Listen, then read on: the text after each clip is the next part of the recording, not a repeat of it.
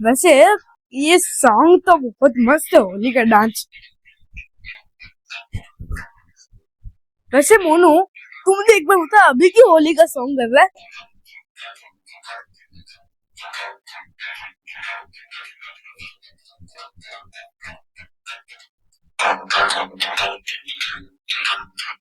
अरे कुछ नहीं भैया, जस्ट मैं ऐसे ही होली का जो सॉन्ग आया था, मैं ऐसे ही इसको सुन रहा था।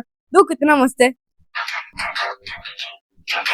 वैसे मेरे को आपसे एक सवाल पूछना था, आखिरकार हम होली क्यों मनाते और होलिका का दहन क्यों होता है? हाँ, अच्छा सवाल है वैसे भी, और इस सवाल से मुझे कंटेंट मिल गया ऑडियंस के लिए। हेलो ऑडियंस, देखो दोस्तों, अब यही सवाल आप सबके मन में उठा होगा कि आखिरकार हम होली क्यों मनाते हैं और होलिका का दहन क्यों होता है।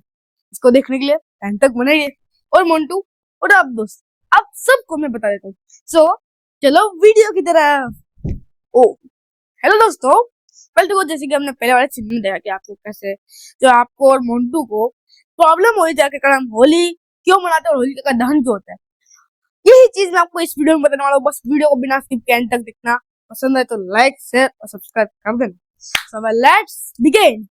बस तो चालू होने से पहले हम जैसे कि हर रोज की जैसे हम थॉट चलते, पर इस बार होली आ रही है इसलिए हम कोई भी थॉट नहीं, सिर्फ एक पॉजिटिव थॉट्स को लेके और भगवान का नाम लेके इस बार हम गणेश जी के साथ साथ हम नारायण भगवान और हमारे विष्णु जी का नाम लेकर इस वीडियो को करते हैं आरंभ। तो फर्स्ट ऑफ ऑल हुआ यूं कि बहुत सालों पहले एक हिरण्यकश्यप नामक का एक इंसान रहता था, इंसानी था। तो वो एक बार वो एक जंगल में एक पत्थर के ऊपर बैठकर बहुत कड़ी तपस्या कर रहा था ब्रह्मा जी की। ब्रह्मा जी उनसे प्रसन्न होकर वो नीचे आए और उन्होंने बोला कि वाह पुत्र वाह, तुमने मुझे प्रसन्न कर दिया है, अब बोलो तुम क्या वरदान चाहते हो। हिरण्यकश्यप ने कहा, हाँ, मुझे कुछ वरदान नहीं चाहिए, मुझे सिर्फ आपसे एक ही वरदान चाहिए कि ऐसा वरदान दो कि ना मुझे मनुष्य मार सकता है, ना कोई जानवर, ना मुझे कोई पाताल में मार सकता है, ना आकाश में, ना कोई मुझे अस्त्र से मार सकता है, ना कोई मुझे शस्त्र से, और ना कोई मुझे एक मनुष्य मार सकता है, ना कोई जानवर। यही वरदान मांगा था। ब्रह्मा जी ने बोला, तथास्तु, तुम्हारा वरदान प्राप्त हुआ। ये इसके बाद जो हिरण्यकश्यप था उसके अंदर में बहुत बड़ी जो है कठिन बह गया। वाह, मैं ही भगवान हूँ, इस सृष्टि पर सिर्फ मेरा राज चलेगा, और कोई यहाँ पे भगवान नहीं है, सारे लोग मेरी पूजा करेंगे। एक घमंड के साथ वो अपने महल लौटा और सबको कह दिया, सुनो, आज से इस सृष्टि में सिर्फ और सिर्फ मेरा राज होगा, मैं अमर हूँ। यही घमंड को तोड़ने के लिए उसके घर पर जन्म हुआ एक लड़के का, जिसका नाम था प्रहलाद। लेकिन प्रहलाद और हिरण्यकश्यप दोनों में 31 का आंकड़ा था, क्योंकि हिरण्यकश्यप मानता था कि सारे लोग मेरी पूजा करें, लेकिन प्रहलाद मानता था कि इस पूरी सृष्टि में सिर्फ और सिर्फ एक ही भगवान का वास चलता है, जो कि है श्री विष्णु जी। ये बात जो है हिरण्यकश्यप को पसंद नहीं आई। हिरण्यकश्यप ने बहुत बार कहा प्रहलाद से कि मेरी पूजा कर, मैं तेरे से अधिक, मैं तेरा भगवान हूँ। प्रहलाद बात नहीं मानी। एक बार प्रहलाद पेड़ के नीचे बैठे हुए भगवान विष्णु भगवान का नाम लिया था, तभी वहां पे हिरण्यकश्यप आ गए। उन्होंने कहा कि मैं तो कितनी बार बोला है तू सिर्फ और सिर्फ मेरा नाम ले, अब से तू सिर्फ और सिर्फ मेरा नाम लेगा। प्रहलाद ने अच्छे स्वर में कहा कि हे प्रभु, हे पापा, पिताजी, इस सृष्टि में सिर्फ विष्णु भगवान है और मैं आपकी पूजा कर रहा हूँ, लेकिन आपके अंदर जो विष्णु भगवान, जिसका अंदर आपके अंदर का जो जिसका वास है विष्णु भगवान का, मैं उसकी साक्षात पूजा कर रहा हूँ।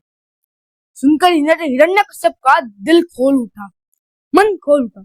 उन्होंने अपने मंत्री को कहा कि इस प्रहलाद को उबलते हुए तेल में डाल दो। जैसे ठीक वैसे ही किया गया। प्रहलाद को एक उबलते हुए बहुत बड़े तेल के अंदर डाल दिया। तेल तो चाहे कितना भी उबलता रहा, लेकिन प्रहलाद को इतनी सी खरोच भी नहीं आई। इस बार जो है हिरण्यकश्यप बहुत और ज्यादा गुस्से में आग बबूला हो गया, और इस बार उन्होंने कहा कि इस प्रहलाद को खाई के नीचे फेंक दो, क्योंकि मैं इस मेरे राज्य में सिर्फ वही इंसान रह सकता है जो मेरी पूजा करे, फिर बाकी चाहे वो मेरा बेटा क्यों ना हो। तो यह कहकर हिरण्यकश्यप ने उसको खाई के नीचे गिरा दिया। लेकिन प्रहलाद था हमारा भगवान का भक्त, उसका एक बार भी वाका नहीं हुआ। वो खाई के नीचे तो गिरा, लेकिन वो टहनी में लटक कर बच गया। हिरण्यकश्यप बहुत गुस्से में था। हिरण्यकश्यप ने अब ठान ली कि इसके मृत्यु तय है। हिरण्यकश्यप ने अपनी बहन होलिका को बुलाया और उससे कहा कि देख बहन, तू मेरी आज्ञा का पालन करेगी। तेरे को इस प्रहलाद को अग्नि के अंदर बैठ कर रखना है ताकि इसकी मृत्यु हो जाए। होलिका को पहले वरदान मिला था कि वो आग से उसको कुछ नहीं हो सकता, वो आग से कभी नहीं जल सकती। होलिका प्रहलाद को लेकर एक अग्नि के ऊपर बैठ गई। प्रहलाद मस्त अपना भगवान का नाम ले रहा था। जैसे ही हिरण्यकश्यप ने कहा, वहां पर आग लगाई दी। अब धीरे धीरे आग की लपटें बहुत तेज होती जा रही थी, लेकिन प्रहलाद ने प्रभु विष्णु जी का नाम लेना बंद नहीं किया। लेकिन शायद से किस्मत का तय और भगवान का तय कुछ और ही था। होलिका को जो वरदान मिला था वो वरदान टूटा और होलिका प्रहलाद की जगह होलिका जलने लगी। ये देखकर और हिरण्यकश्यप का खून खोल उठा। उसके सामने उसकी बहन की मृत्यु हो रही, तो उसके सामने उसकी बहन जलकर मर गई। धीरे धीरे होलिका राख में बदल गई। प्रहलाद जैसे ही बाहर आया, प्रहलाद को कुछ नहीं हुआ था, ना ही कोई जला हुआ खरोच, ना ही इतनी सी खरोच। प्रहलाद उतरते वक्त भी श्री विष्णु जी का नाम लिया था, और ये होती सत्य। लोगों ने इस खेल के लिए, इस चीज के लिए होली का त्योहार मनाया था। लेकिन कहानी अभी यहाँ पर खत्म नहीं होती। हिरण्यकश्यप को अपनी बहन के मरने का बहुत ज्यादा दुख और गुस्सा भी था। हिरण्यकश्यप प्रहलाद को खींचते हुए महल में लाया और बोले कि हे प्रहलाद, हे बालक, तेरी इतनी हिम्मत, तूने मेरी बहन को जी जान के जला दिया। प्रहलाद ने कहा कि हे प्रभु, ये सब कुछ तो ऊपर वाले भगवान का खेल है।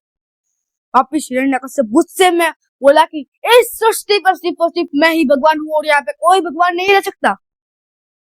और ऐसा कहकर हिरण्यकश्यप ने अपनी तलवार निकाल दी और हिरण्यकश्यप ने कहा कि सुन बालक, क्या इस स्तंभ में तेरा भगवान है? वो प्रहलाद बोला कि जी हाँ प्रभु, मेरे विष्णु जी तो हर जगह पे है। हिरण्यकश्यप ने एक स्तंभ को जलाकर एकदम बहुत गर्म कर दिया, उसको जला दिया। और उसके बाद हिरण्यकश्यप ने प्रहलाद से कहा कि अब सुन, अगर तेरा विष्णु इस स्तंभ पर है तो तू इससे गले लग जा। प्रहलाद श्री विष्णु जी का नाम लेकर उससे गले लग गया। लेकिन कहते हैं ना, जो भगवान का दास होता है उसको कोई नहीं मार सकता। प्रहलाद को वापस कुछ नहीं हुआ। अब इस बार हिरण्यकश्यप का गुस्सा 7वें आसमान पर था, और तभी हिरण्यकश्यप ने प्रहलाद को उसी स्तंभ से बांध दिया और तलवार लेकर जैसे उसको मारने वाले थे, अचानक उस स्तंभ को चीरते हुए एक नरसिम्हा भगवान ने उतार लिया, जिसका आधा सर शेर का था, बाकी पूरा इंसान। और उस नरसिम्हा, वो जो कि विष्णु जी के अवतार थे, उन्होंने जो कि हिरण्यकश्यप थे उनको बहुत मारा। हिरण्यकश्यप हंसते हुए बोले कि हे, मेरे को वरदान मिला है कि ना ही मैं कभी नहीं मर सकता, मैं तो अमर हूँ। लेकिन नरसिम्हा भगवान ने हिरण्यकश्यप को उठाया और घर के बीतों बीत वहां पर उम्र के पास ले गए। उसके बाद नरसिम्हा भगवान ने कहा कि अब बोल, तेरा वरदान क्या था? हिरण्यकश्यप ने कहा, मैं ना ही आसमान में मर सकता हूँ ना ही जमीन में। तभी नरसिम्हा भगवान ने कहा कि हे मूर्ख, तू देख, तू ना ही आकाश में है, ना ही पाताल में, ना ही जमीन पे, तू तो मेरे ये पैर के ऊपर लेटा हुआ है। ये सुनकर हिरण्यकश्यप वापिस हंस पड़ा और उसने कहा, मेरे को ना ही कोई अस्त्र मार सकता है ना ही कोई शस्त्र।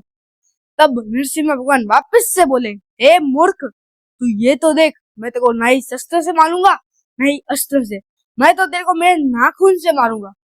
उसके बाद हिरण्यकश्यप डरते हुए वापस बोले कि मेरे को ना ही कोई जानवर मार सकता है ना ही कोई इंसान।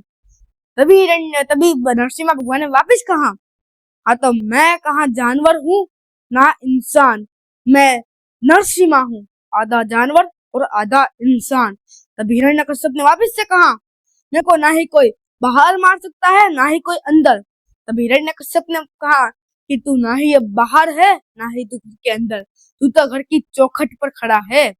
और तभी हिरण्यकश्यप ने कहा, ना ही मेरे को कोई सुबह मार सकता है ना ही कोई मेरे को रात को। तभी नरसिम्हा भगवान ने कहा कि ये ना ही सुबह है ना ही रात है, ये तो पूर्णिमा की शाम है। और ये कहकर नरसिम्हा भगवान ने अपने नाखून को निकाले और उस जो हिरण्यकश्यप थे उनके पेट को चीर दिया। यही दो अनटोल्ड स्टोरी थी। लेकिन इसके भी आगे नरसिम्हा भगवान अभी भी बहुत गुस्से में थे। कई देवता देवी प्रकट हुए, उनको शांत करने की कोशिश की, लेकिन नरसिम्हा भगवान बहुत गुस्से में थे, शांत होने का नाम ही नहीं ले रहे थे। तभी प्रहलाद आए। प्रहलाद ने नरसिम्हा भगवान के पैर छुए और बोले कि हे प्रभु, आप मैं जो चाहता था अपने ऊपर, मैं चाहता था कि आप मुझे आपके साक्षात दर्शन दे, कृपया आप शांत हो जाइए। और यहाँ पर दो कारण था। पहला कारण हिरण्यकश्यप की हुई मौत और दूसरा कारण कि जो सत्य था उसकी हुई जीत। इसलिए कहते हैं ना कि सत्य को कोई हरा नहीं सकता और मतलब कि जो गलत होता है उसको कोई जीता नहीं सकता। वेल, अभी के लिए बस इतना ही, बाकी मिलते हैं कल। तब तक के लिए बाय बाय एंड जय श्री कृष्णा।